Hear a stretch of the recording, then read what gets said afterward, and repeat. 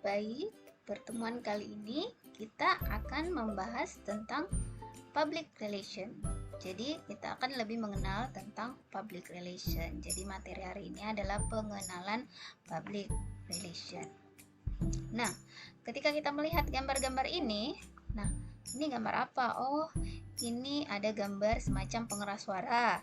Kemudian ada gambar seseorang sedang berbicara dan dia memegang kertas. Nah, ketika kita melihat gambar ini, kita melihat lagi. Oh, ini ada gambar mic, gambar smartphone, kemudian gambar tangan. Nah, kita melihat ini, oh ini ada gambar seorang perempuan yang lagi memegang kertas. Nah, ini juga ada gambar tangan yang lagi memegang mic, memegang kamera, memegang perekam suara. Nah, sama juga dengan ini.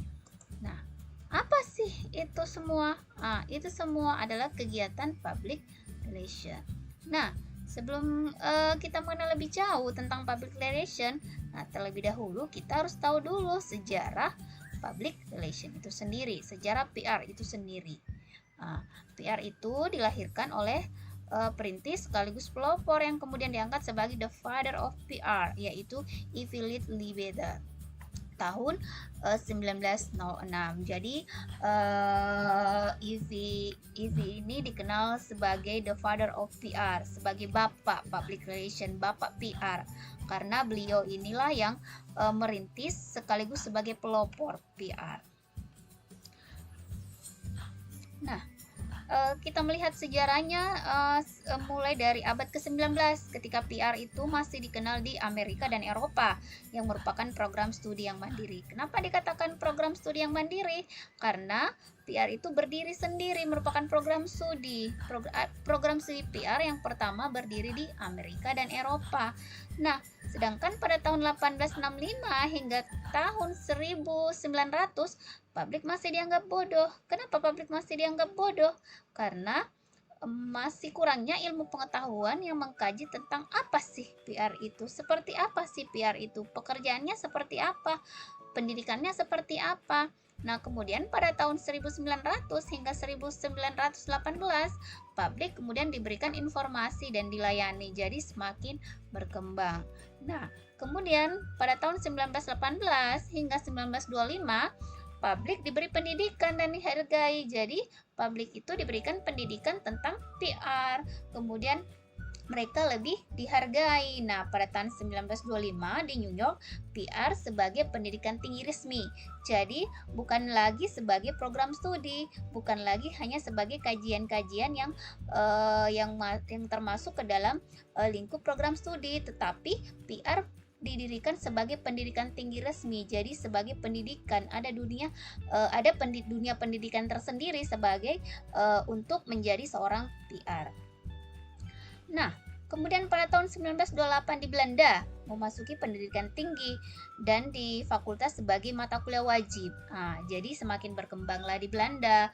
Tadi kan masih di Amerika. Jadi sekarang di Belanda. Kemudian 1945, nah ini 1945 sampai 1968, nah di mana Indonesia juga sudah merdeka, publik mulai terbuka dan banyak mengetahui tentang PR itu. 1968 di Belanda mengalami perkembangan yang sangat pesat karena sudah mengarah ke arah ilmiah, penelitian rutin. Jadi penelitiannya rutin, penelitiannya berkelanjutan, kontinu, dan di Amerika perkembangannya lebih ke arah bisnis. Nah, jadi perbedaan antara di Belanda dengan Amerika, di Belanda sendiri perkembangan PR itu lebih ke arah penelitian yang secara kontinu, secara berkesinambungan. Nah, sedangkan di Amerika perkembangan PR itu lebih kepada bisnis, ke arah bisnis.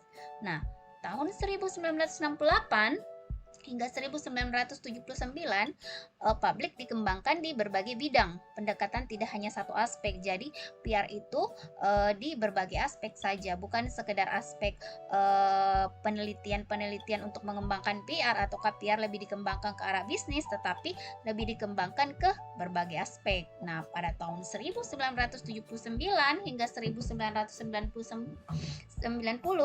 profesional atau kancah internasional di mana perubahan mental dan kualitas. Jadi PR itu sudah berubah arah, berubah arahnya, bukan hanya pendidikan saja tetapi ke arah bisnis juga.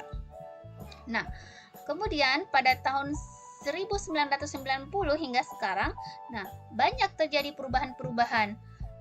Ada perubahan mental, kemudian kualitas, pola pikirnya, pola pandang, sikap dan pola perilaku secara nasional maupun internasional. Jadi mental seorang PR itu berubah, kualitas pendidikan PR berubah, kemudian pola pandangnya. Nah, apa yang kemudian semakin berubah? Di mana PR itu membangun kerjasama secara lokal, nasional, dan internasional. Jadi bukan hanya dalam lingkup satu pendidikan saja, tetapi membangun kerjasama lokal, nasional, dan internasional. Di mana saling belajar di bidang politik. Jadi PR itu berkembang ke arah politik, kemudian ekonomi, sosial budaya, ilmu pengetahuan teknologi sesuai dengan kebutuhan sekarang. Jadi PR itu berkembang mengikuti zaman. Nah, Bapak Roberto Simos mengatakan PR merupakan sebuah interaksi, menciptakan opini publik sebagai input yang menguntungkan kedua belah pihak. Nah, kenapa demikian? Proses interaksi apa? Interaksi antara perusahaan dengan publiknya untuk menciptakan opini publik. Nah, kenapa dikatakan menciptakan opini publik?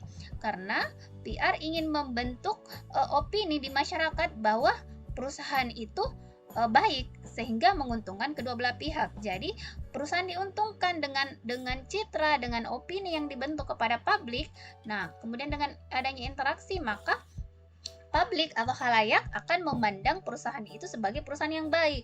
Nah, perusahaan diuntungkan, kemudian masyarakat atau khalayak juga diuntungkan dengan kinerja atau kredibilitas yang diperlihatkan oleh perusahaan itu. Kemudian PR adalah fungsi manajemen, mengembangkan hubungan yang baik antara lembaga dengan publik, baik internal maupun eksternal. Nah, kenapa dikatakan PR sebagai fungsi manajemen oleh Pak Roberto? Karena PR itu bukan hanya sekedar menciptakan opini di masyarakat, di khalayak, tetapi PR juga menjalankan fungsi sebagai manajemen, mengatur komunikasi antara lembaga dengan publik, antara perusahaan dengan publik, dengan khalayak. Siapa sih khalayak publik internal itu? Publik internal itu adalah antara pegawai dengan pegawai, antara pegawai dengan bosnya dalam suatu lingkup lembaga atau perusahaan. Nah, publik eksternal itu siapa? Publik eksternal itu adalah masyarakat, khalayak dari perusahaan itu.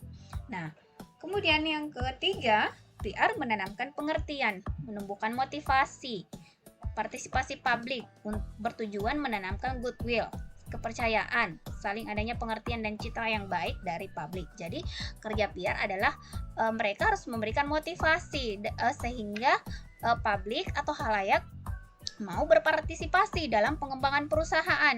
Berpartisipasinya dalam bentuk apa? Misalnya perusahaan itu membuat produk, jadi masyarakat memilih produk itu. Ataukah memberikan bukan hanya produk yang ditawarkan tetapi jasa. Nah, kepercayaan. Jadi perusahaan memberikan menciptakan opini kepada publik agar masyarakat percaya dengan perusahaan itu. Jadi ada citra yang baik dari publik. Nah, PR merupakan profesi profesional dalam bidangnya, ya, karena PR itu hanya bekerja untuk satu perusahaan saja. Jadi secara profesional bekerja satu perusahaan sesuai dengan bidangnya. Kerjanya apa? Seorang PR itu kerjanya apa ya? Ya, berhubungan dengan publik. Nah, yang terakhir, PR merupakan penggabungan dari berbagai ilmu. Kenapa dikatakan PR penggabungan dari berbagai ilmu? Karena seorang PR, dia harus mampu berkomunikasi, berarti dia harus menguasai ilmu komunikasi. Kemudian PR juga harus mampu menggunakan teknologi. Jadi PR juga harus belajar tentang ilmu teknologi, tentang informasi, kemudian tentang public speaking, kemudian bagaimana psikologi masyarakat, kemudian bagaimana dalam bidang ekonomi. Jadi merupakan penggabungan dari berbagai bidang ilmu. Nah, oke, kita melihat lagi definisi PR dari beberapa pandangan ya. Ini definisi PR dari Institute of PR di mana merupakan upaya yang disengaja, direncanakan, dan dilakukan secara terus-menerus untuk membangun dan menjaga adanya saling pengertian antara organisasi dengan publik. Nah, kata kunci di sini adalah disengaja. Kenapa dikatakan disengaja? Karena kegiatan itu memang disengaja dilakukan. Sengaja dilakukan untuk apa? Untuk membangun kepercayaan publik. Direncanakan. Kenapa dikatakan direncanakan? Karena ketika sesuatu itu sengaja dilakukan, maka harus direncanakan. Direncanakan dengan matang. Dilakukan secara terus-menerus. Kenapa dikatakan dilakukan secara terus-menerus? Karena ketika sudah direncanakan, kemudian dilakukan, maka setelah dilakukan tentunya kita melihat dalam pelaksanaan kegiatan yang direncanakan itu apa dampaknya? Apakah memberikan dampak negatif atau positif? Nah, jika memberikan dampak positif, maka perencanaannya lebih diperbaiki lagi, dikembangkan lagi agar hasilnya lebih bagus lagi. Nah, sedangkan jika kegiatan yang direncanakan itu hasilnya negatif, maka kita harus mengevaluasi apa penyebab sehingga kegiatan yang direncanakan itu gagal. Nah, sedangkan definisi PR menurut Hilbernis, dia mengatakan bahwa PR adalah upaya dengan menggunakan informasi, persuasi, penyesuaian untuk menghidupkan dukungan publik atas suatu kegiatan atau suatu sebab. Jadi di sini upaya menggunakan informasi. Jadi PR itu menggunakan informasi yang bisa mengangkat citra perusahaan, citra lembaga. Tujuannya apa? Untuk mempersuasi masyarakat, untuk mengubah pola pikir masyarakat, pola pikir halayaknya, publiknya, sehingga ada kesesuaian antara apa kebutuhan publik yang bisa diberikan oleh perusahaan yang kemudian menguntungkan kedua belah pihak. Nah, sedangkan definisi PR menurut International Public Relations Association pada tahun 1960, PR merupakan fungsi manajemen yang direncanakan, dijalankan secara berkesinambungan. Jadi fungsi manajemen termanajemen dengan baik, direncanakan, kemudian dilaksanakan secara berkesinambungan. Jadi kerjanya adalah dilaksanakan secara berkesinambungan. Nah, poin-poin penting dari seorang PR itu, dari definisi PR itu adalah tanpa paksaan. Jadi, kenapa dikatakan tanpa paksaan? Ketika kita melakukan pekerjaan sebagai seorang PR, kita tidak boleh merasa terpaksa, karena sama halnya ketika kita disuruh melakukan sesuatu yang tidak sesuai dengan keinginan kita, maka kita tidak akan maksimal. Jadi, seorang PR itu bekerja tanpa paksaan. Kemudian berjiwa eksploratif. Nah, seorang PR itu punya jiwa eksploratif. Dia harus bisa mengeksplor apa yang bisa dilakukan untuk mengangkat nama perusahaan, mengangkat nama lembaga. Selanjutnya, PR itu harus peka dan tanggap terhadap sesuatu. Jadi, PR ini bisa dikatakan harus peka, harus sensitif terhadap sesuatu. Sensitif dalam arti peka terhadap sesuatu hal. Misalnya apa sih yang bisa dilakukan supaya nama perusahaan itu menjadi baik di mata masyarakat, kemudian cepat tanggap misalnya ada isu-isu negatif tentang perusahaan, bagaimana caranya meredam isu itu. Nah, jika isu itu sudah semakin berkembang, sudah terlanjur, bagaimana cara menanganinya. Nah, selanjutnya PR itu harus penuh inisiatif. Kenapa dikatakan penuh inisiatif? Ketika kita sudah berjiwa eksploratif dan peka, tentunya kita harus punya inisiatif. PR itu harus penuh inisiatif, selalu berinisiatif melakukan kegiatan. Kegiatan apa sih yang bisa saya lakukan hari ini? Kegiatan apa yang dilakukan besok? Nah, kemudian mengevaluasi, selalu mengevaluasi sehingga muncul ide-ide baru. Syarat kreativitas. Nah, tentunya untuk peka, untuk tanggap, seorang PR itu harus kreatif. Kreatif misalnya dalam menyusun agenda kegiatan, kreatif misalnya dalam membuat kegiatan yang bisa menarik perhatian publik untuk berfokus kepada perusahaannya atau lembaganya. Kemudian yang terakhir, PR itu harus punya banyak akal dalam menghadapi tantangan. Nah, banyak akal ini misalnya ketika tantangan yang seperti ini sebaiknya kita pilih jalan yang seperti apa. Ketika tantangannya itu biasa-biasa saja, perlakuan kita ya biasa-biasa juga. Tetapi ketika misalnya tantangannya sudah lebih besar, nah tentunya kita harus punya akal bagaimana agar tantangan itu bisa kita hadapi, bisa kita selesaikan. Nah, melihat dari tadi PR itu harus punya apa, harus dia memiliki sifat seperti apa. Nah, sekarang kita ke aktivitas PR-nya. Apa sih aktivitas seorang PR itu? Yang pertama penelitian. Nah, kenapa penelitian? Loh, kok PR harus mengadakan penelitian? Ya, iya.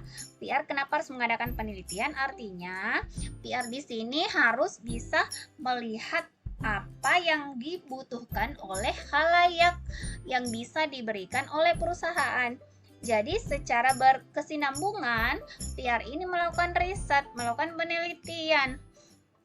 Sama halnya dengan kita merupakan perusahaan yang menciptakan sebuah produk. Nah, kita harus tahu misalnya perusahaan kita berdiri misalnya di produk apa. Nah, produk kita ini yang ingin kita buat, yang ingin kita produksi, apakah sesuai dengan keinginan dan kebutuhan halayak kita. Nah, jadi setiap perusahaan itu punya halayaknya masing-masing. Setiap lembaga itu punya halayaknya masing-masing.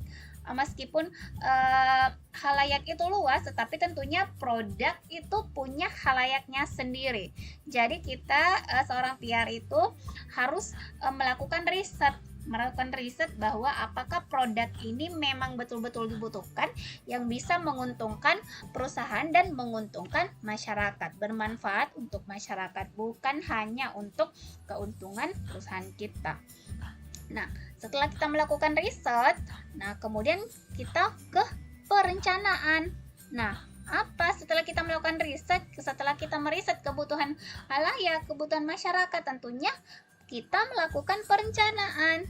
Hal apa yang akan dilakukan terlebih dahulu, produk apa yang akan kita lakukan, misalnya yang akan kita produksi, atau jasa apa yang akan kita salurkan. Tentunya kita harus merencanakannya. Kita mulai dari tahap seperti apa. Nah, setelah merencanakan tentunya kan dilaksanakan. Bagaimana cara pelaksanaannya? Tentunya telah terencana. Kita merencanakan pelaksanaan pada tahap pertama itu misalnya mengumpulkan bahan. Pelaksanaan tahap kedua itu memproduksi. Kemudian setelah diproduksi, diuji coba apakah produknya atau jasanya layak untuk dipasarkan. Nah, setelah itu kemudian kita melakukan tugas layaknya seorang marketing. Kita mempromosikan produk kita, mempromosikan jasa kita. Nah, kemudian itu yang dikatakan pelaksanaan. Kemudian setelah dipromosi, kita mencari khalayak sebanyak-banyaknya agar mereka tertarik dengan produk kita, dengan jasa kita.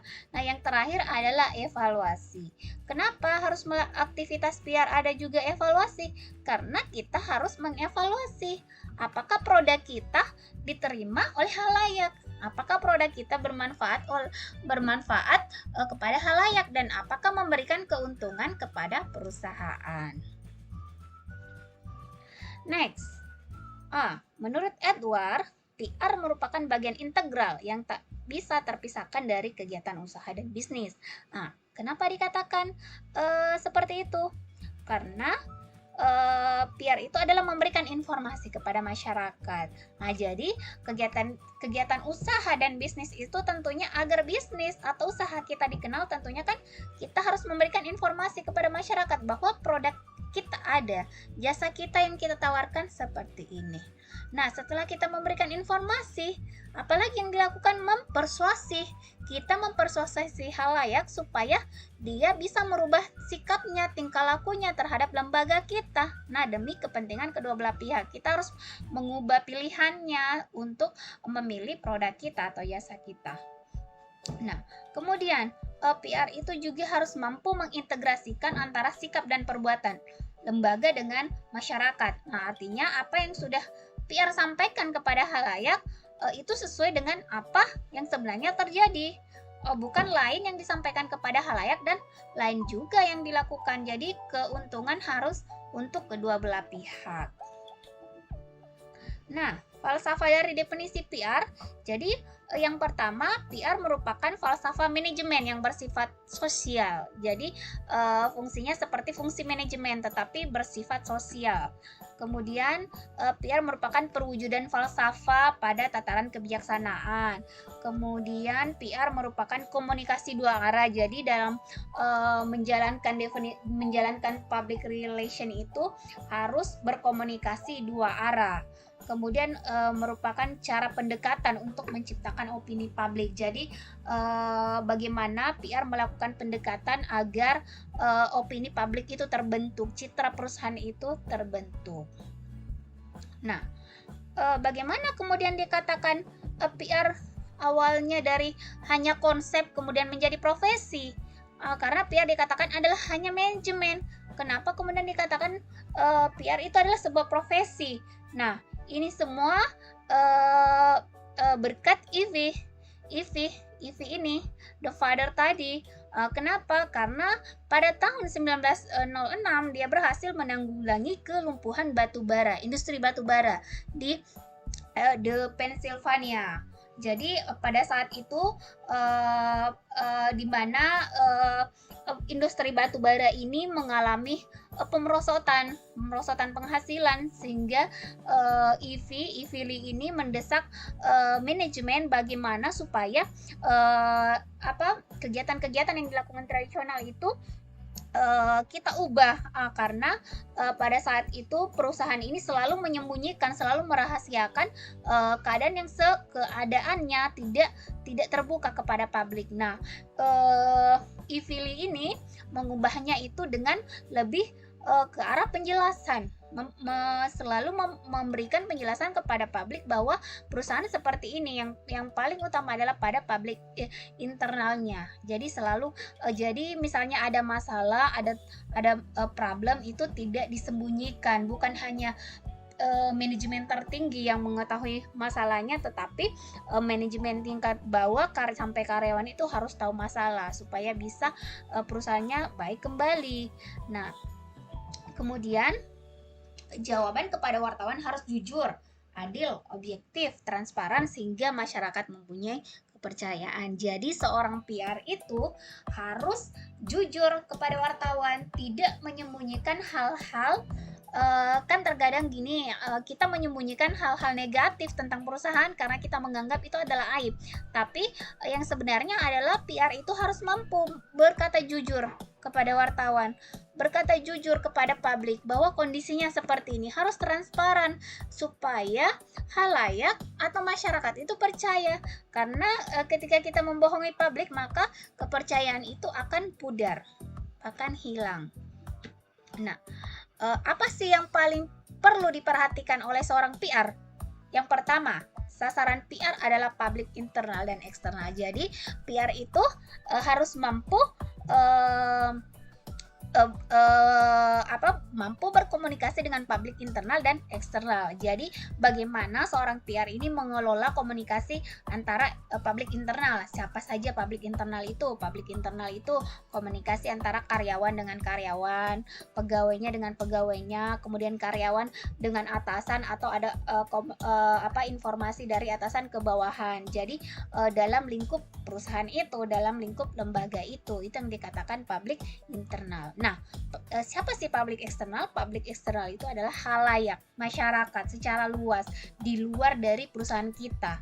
Nah, yang kedua, kegiatan PR adalah komunikasi dua arah, komunikasi timbal balik. Jadi seorang PR itu harus mengkomunikasikan apa yang diinginkan oleh perusahaan, apa yang diproduksi oleh perusahaan. Kemudian PR itu juga harus mau mendengarkan tanggapan-tanggapan dari masyarakat, tanggapan dari halayak sebagai bahan evaluasi untuk kedepannya lebih baik. Jadi bukan hanya memberikan opini-opini kepada masyarakat atau kepada halayak, tetapi PR itu juga harus mendengarkan opini halayak, keluhnya halayak, masukan-masukan dari halayak untuk kepentingan kedua belah pihak. Nah, kadang kita mendengar istilah humas atau PR. Sebenarnya humas atau PR PR ataukah humas? Nah, di Indonesia sendiri istilah PR diterjemahkan dengan humas, ataukah humas diterjemahkan ke PR.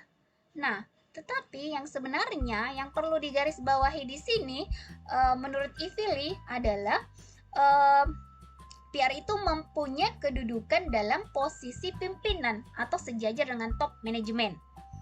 Jadi dikatakan PR karena posisinya ini adalah setara berada dari posisi pimpinan atau sejajar dengan top manajemen. Kenapa PR itu harus setara dengan pimpinan atau sejajar dengan top manajemen? Karena kadangkala PR ini harus bisa mengambil keputusan, ya, harus bisa mengambil keputusan. Nah, kemudian dia diberikan kebebasan untuk berprasangka dalam memberikan informasi secara bebas dan terbuka.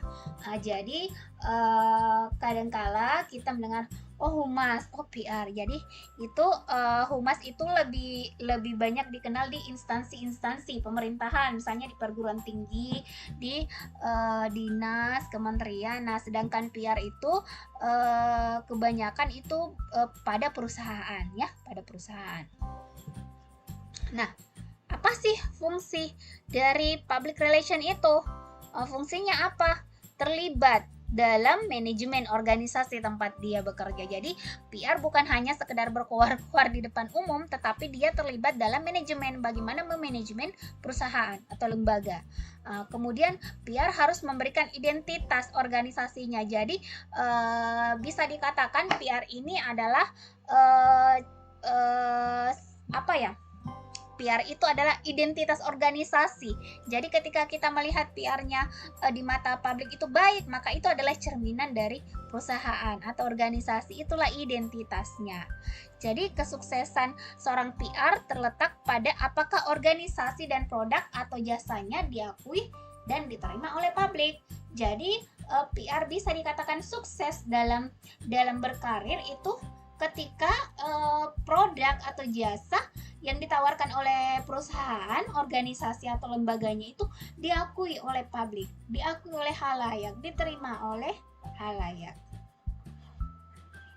Nah, fungsi PR yang selanjutnya dilakukan secara terus-menerus. Kemudian ada komunikasi atau dialog dengan publik internal dan eksternal. Jadi dilakukan secara terus-menerus. Bukan komunikasinya dilakukan hanya pada saat produk itu belum kita pasarkan. Tetapi komunikasi juga tetap dilakukan ketika sudah dipasarkan untuk memperoleh umpan balik apakah produk kita memang benar-benar diterima atau tidak. Nah, yang selanjutnya, PR merupakan instrumen dalam manajemen. Instrumen dalam manajemen tentang tanggung jawab terhadap apa yang dilakukan oleh organisasi. Jadi PR ini selalu mampu memanajemen bagaimana agar informasi-informasi yang diberikan kepada khalayak itu berkesinambungan. Kemudian PR juga merupakan fungsi manajemen yang didasarkan pada analisis terhadap pengaruh yang kuat dari lingkungan. Apa sih efeknya? Apa sih dampaknya terhadap publik internal atau publik eksternal? Nah, bagaimana proses kerja seorang PR? Proses kerjanya PR itu berbagai keahlian yang dapat diandalkan. Jadi seorang PR itu punya beberapa keahlian. Kemudian seorang PR itu dia harus merupakan orang yang benar-benar dapat dipercaya. Karena sekali saja PR itu berbohong, maka perusahaannya tidak akan dipercaya lagi oleh publiknya. Kemudian PR juga harus mampu melakukan pengawasan dan koordinasi. Jadi PR itu harus bisa mengawasi bagaimana kerja perusahaan, kemudian mengkoordinasikannya dengan manajemen dan publiknya. Kemudian PR itu harus mampu memberikan perhatian terhadap setiap detailnya. Jadi publik itu harus teliti, PR itu harus teliti, harus detail dalam kegiatan sehari-hari dan dilaksanakan secara profesional. Nah, bagaimana kemudian langkah PR dalam menjalankan fungsinya? Nah, tentunya yang pertama adalah tujuan organisasi harus jelas.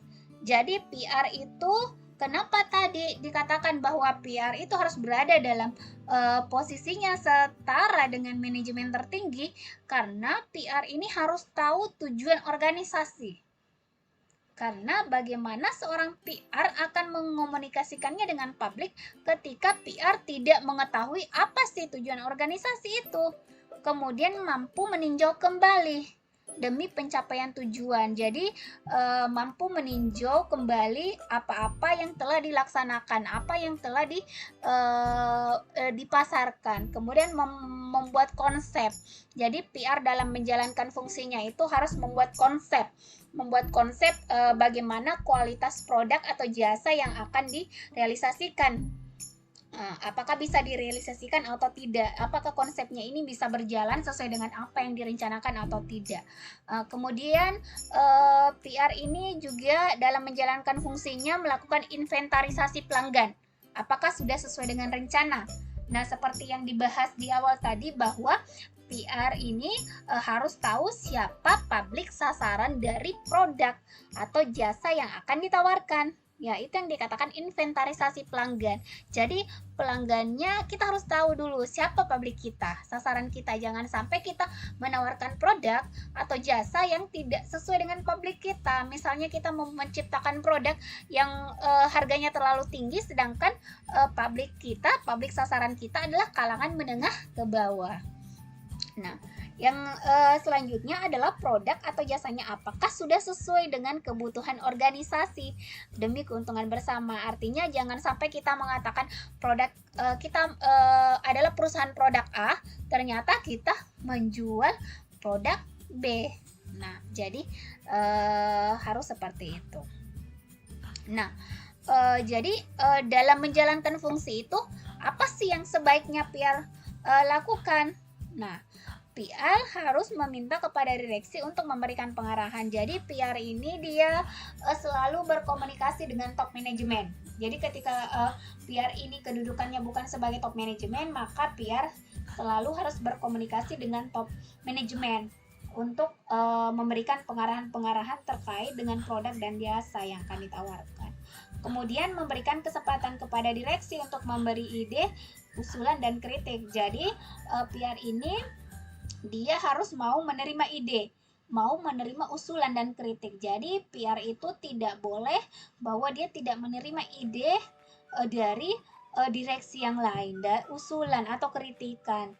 Nah, kemudian PR itu harus mampu mengambil inti pertemuan. Apa yang dikatakan mengambil inti pertemuan? Bahwa pertemuan kita tujuannya adalah ke arah kanan misalnya. Nah, jadi kita harus melakukan merancang dan melaksanakan kegiatan ke arah kanan, bukan ke arah kiri, sesuai hasil pertemuan. Kemudian dalam menjalankan fungsinya harus memilih media yang tepat. Nah, karena ketika kita salah menggunakan media, tentunya promosi produk perusahaan kita itu tidak akan tepat sasaran. Malah akan misalnya kita ingin masyarakat mengenal produk atau jasa kita, tetapi kita salah memilih media, maka ternyata produk kita tidak berhasil kita promosikan, tidak sesuai dengan harapan. Nah, kemudian PR itu harus memiliki kepekaan dan kematangan. Jadi PR itu harus peka terhadap kondisi yang ada baik dalam lingkup internal maupun eksternal. Nah, kemudian dalam menjalankan fungsinya, seorang PR itu harus punya mental yang jujur, integritas, dan loyalitas. Jadi ketika ketiga syarat ini dimiliki oleh seorang PR, maka PR itu akan mampu menjalankan fungsinya dengan baik.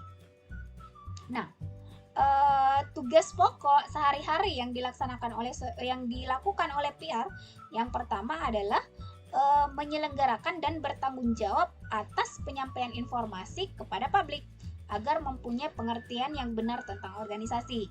Jadi PR itu harus bertanggung jawab terhadap informasi yang diberikan kepada publik, bukan hanya kemudian memberikan informasi yang tidak bisa dimengerti oleh halayak, yang hanya membingungkan halayak sehingga citra perusahaan kita malah buruk. Jadi harus selalu bisa berkomunikasi dua arah. Yang selanjutnya adalah tugasnya memonitor merekam dan mengevaluasi tanggapan serta pendapat dari publik atau masyarakat. Jadi PR ini harus selalu melakukan monitoring, melakukan evaluasi terhadap bagaimana sih tanggapan publik terhadap perusahaan, bagaimana sih tanggapan publik terhadap produk atau jasa yang telah kita tawarkan. Nah, kemudian memperbaiki citra organisasi. Nah, tidak menutup kemungkinan sebuah perusahaan atau lembaga itu kadang citranya negatif di mata masyarakat, di mata halayaknya. Jadi, PR ini harus mampu memperbaiki citra organisasi, citra lembaga, citra perusahaan. Bagaimana cara memperbaiki citranya? Dengan cara mengkomunikasikannya dengan halayak, jujur kepada halayak. Kemudian PR ini harus punya tanggung jawab sosial. Jadi PR itu juga harus memiliki tanggung jawab sosial kepada masyarakat, kepada halayak dari perusahaan kita. Jadi kita bukan hanya sekedar menjual produk atau jasa kepada halayak kita, tetapi harus juga punya tanggung jawab. Kita punya tanggung jawab kepada masyarakat atau halayak kita dengan memberikan misalnya bantuan kepada masyarakat atau publik kita yang kurang mampu. Kemudian PR harus bisa berkomunikasi, ya tugas sehari-hari PR. Namanya PR, namanya hubungan, menjalin hubungan dengan masyarakat, relasi dengan masyarakat. Tentunya bagaimana cara menjalin hubungan ketika kita tidak bisa berkomunikasi. Nah, bagaimana relasi atau hubungan dalam menjalankan kegiatan PR itu. Jadi bagaimana cara membangun relasi, ya kita harus menciptakan, membangun dan mengembangkan untuk jadi sukses atau tidaknya seorang PR ketika dia mampu menciptakan dan membangun hubungan dengan publik eksternal, ya. Kemudian komunikasi interpersonal. Jadi PR itu harus mampu berkomunikasi interpersonal. Kenapa? Karena dia harus berkomunikasi dengan orang-orang di luar, dengan halayak, dengan masyarakat. Kemudian mengembangkan cara berkomunikasi. Jadi PR itu harus selalu mengupgrade ilmu tentang komunikasi. Bagaimana sih teknik berkomunikasi dengan masyarakat tipe A? Bagaimana cara berkomunikasi dengan masyarakat tipe B? Tentunya kan kadang berbeda cara pola komunikasi kita, pendekatan kita. Kemudian bagaimana menjalin relasi, menjalin hubungan, tentunya kita harus saling mengerti, saling percaya, saling menghargai, sehingga relasi seorang PR itu terjalin dengan baik, terbangun dengan baik. Nah, dalam menciptakan, membangun dan mengembangkan relasi, tentunya apa yang kita lakukan? Nah, apa yang kita lakukan untuk menciptakan relasi? Membangun relasi, mengembangkan relasi, tentunya kita harus menunjukkan perhatian. Jadi kita harus selalu memperhatikan halayak kita, publik kita. Kita juga harus memperhatikan perusahaan-perusahaan yang sejalan dengan kita. Kemudian memberikan gambaran atau pandangan secara jelas. Jadi kita ketika kita kenalan dengan seseorang, kita ingin menjalin hubungan pertemanan dengan seseorang, tentunya kita harus selalu memberikan perhatian. Kita harus memberikan pandangan atau gambaran tentang diri kita secara jelas. Sama dengan perusahaan. Perusahaan harus memberikan gambaran tentang perusahaannya itu dalam bidang apa.